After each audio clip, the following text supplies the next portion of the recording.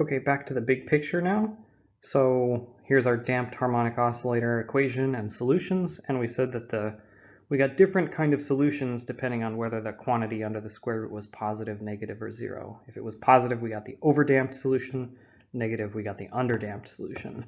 So now it's time to focus on case 3. What if it's exactly equal to 0 when gamma squared is equal to 4 omega 0 squared? So it's kind of like Goldilocks and the Three Bears, you know, when the damping is really, really big, it's overdamped, and then the mass can't oscillate, is sort of moving through a really, really thick fluid, and then just slowly returns to equilibrium. If the damping is too small, it oscillates, but the oscillations die out. And if the damping is just right, so that this thing is equal to 0, we want to figure out what it does. So then I've got my solutions, R1 and R2 are the same. So it's equal to minus gamma over 2 because this whole term is equal to 0. So you have a repeated root in the characteristic equation. And you know how to handle a repeated root, in a characteristic equation is x of t is equal to a plus bt. There's this funny extra factor of t when you have a repeated root, e to the minus gamma over 2 times t. Like this. So that's the general solution. Let's do the same thing as before. Let's try to determine a and b in terms of x0. So let's again assume x of 0 is equal to xi, and assume it's released from rest, v0 is equal to 0. And let's determine a and b. So in order to do that, we'll need to take the derivative. There it is. So it looks, I did a little trick. I went a little fast because I notice it's a product rule. I have to take the derivative of this term and then leave the term in brackets alone. When I take the derivative of this exponential, I get the minus gamma over 2 out in front. And so that's the initial x multiplied by minus gamma over 2. Then I have to take the derivative of the thing in brackets and leave the exponential alone, and that gives me that b there. Okay, so that way is sort of a little faster way of writing it. Let's apply the initial conditions. Plugging in t equals to 0, I get these two equations, which give me my solutions for a and b. So a is equal to xi, and b is equal to gamma over 2xi. And so I get my solution, x of t is equal to xi 1 plus gamma over 2 times t e to the minus gamma over 2 times t. So that's the third case when the damping is just right and gamma squared is equal to 4 omega 0 squared. So this has a name, which is called critically damped.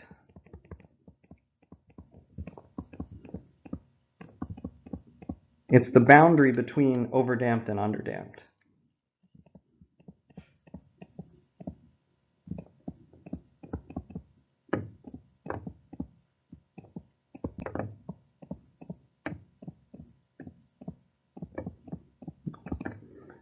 And just to get an idea of how it looks, we'll do that on the next slide. So we're talking about critical damping, which is when gamma squared is equal to 4 omega 0 squared. So there's a particular value of the damping constant to exactly make this solution happen. And what does it look like? So it helps to compare it with the overdamped case. So this is going to be x and this is going to be t. And let's start here at xi. So everything starts at xi. And we talked about how if it was overdamped, so if the damping was really big, we had this kind of slow return to equilibrium. So this is going to be the overdamped case. It turns out that the critically damped case, this one that we just found here, returns to 0 the quickest.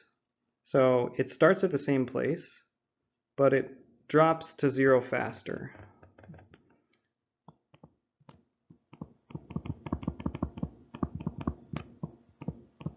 Okay, so it's the kind of best way you can get it to come back to 0 as quick as possible.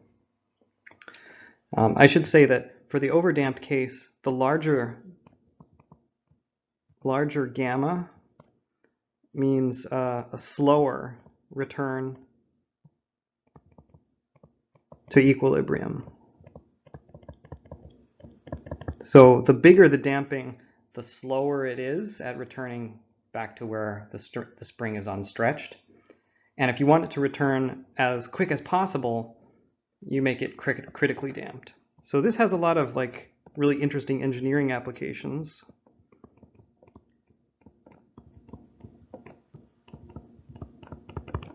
If you want to make something which is based on a spring and you stretch it, you want it to go back to its original position as soon as possible. You want to make it critically damped. So here are some applications. These pneumatic door stops. So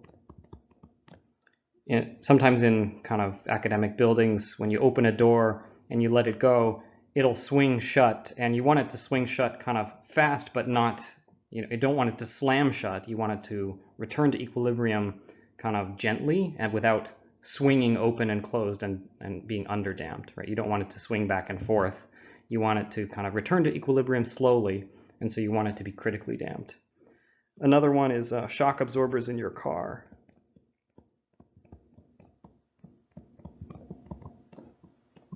So if you go over a bump in a car, the springs, which are shock absorbers, which attach the wheels to the frame, those are going to get stretched or compressed. And after you are over the bump, you want to go back to your normal position as soon as possible. And so you want it to be critically damped.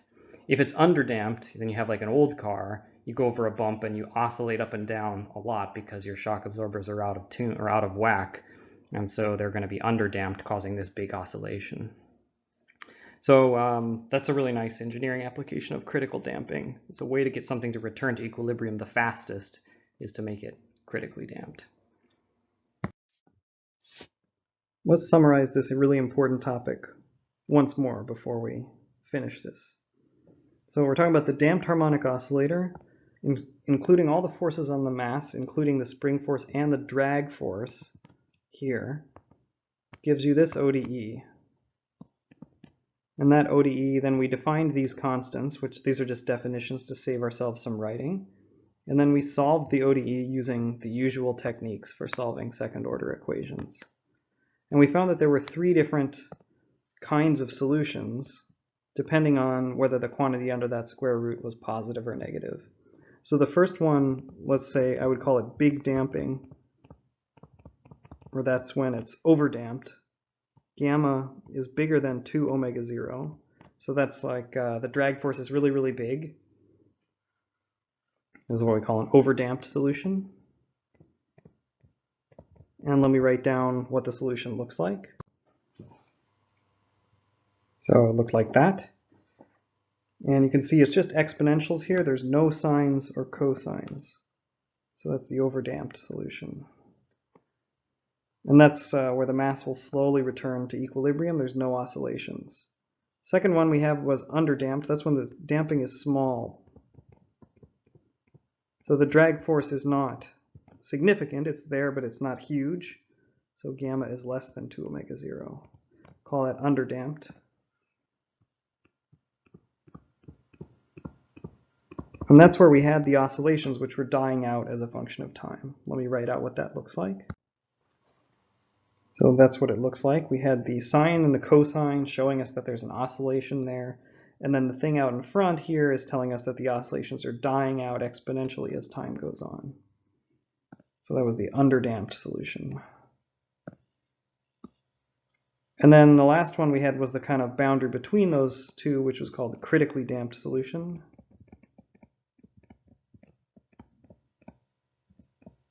And that was when gamma was equal to 2 omega 0.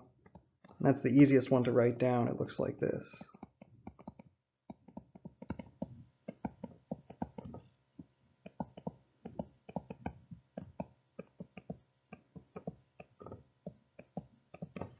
Looks like that.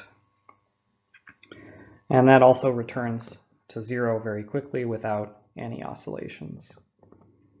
Okay, so those three cases, three different sort of physical behaviors of the mass on the spring.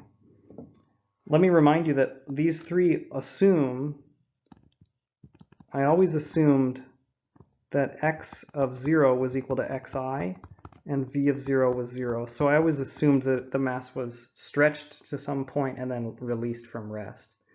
If you have some different boundary conditions, like you have v0 not equal to 0, then your equations are going to look different. You have to work them out in that case. So this is only the specific case.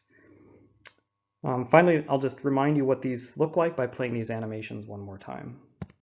The overdamped solution looks like this. You pull it, the damping's really big, so it doesn't oscillate, it just slowly returns to equilibrium.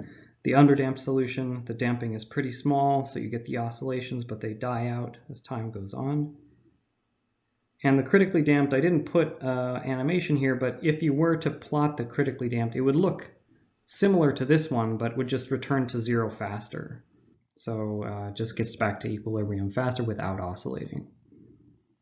All right, so that's going to finish this topic for us.